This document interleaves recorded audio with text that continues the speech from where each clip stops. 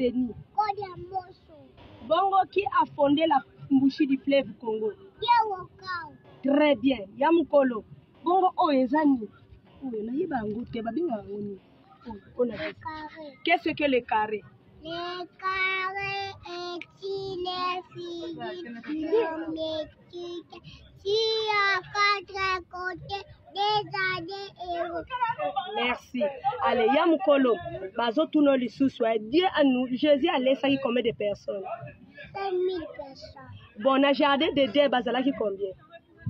Nani na nani? Comment na bango banani? Madame Naël. Très bien. Yamukolo tangela biso 1 qui 10. 0, 1, 2, 3, 4, 5, 6, 7, 8, 9, 10, 11. Te kotanga kuna te sala.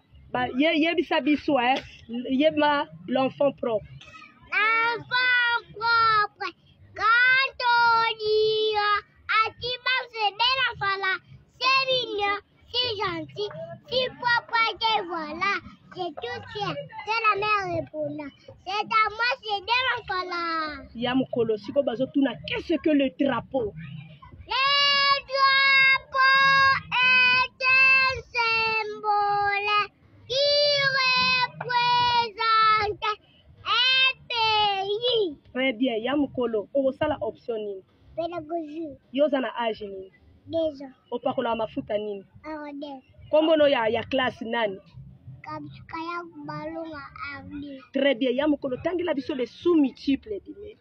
Les sous-multiples 10 mètres, centimètres, décimètres, millimètres. Très bien. Allez, Soukawana. Allez, Yamukolo.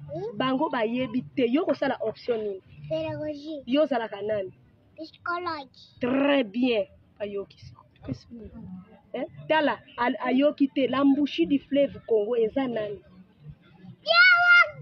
La capitale de la RDC.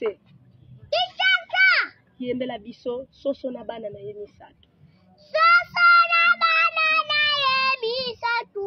Bagayi ozama. Koko seka bozo seka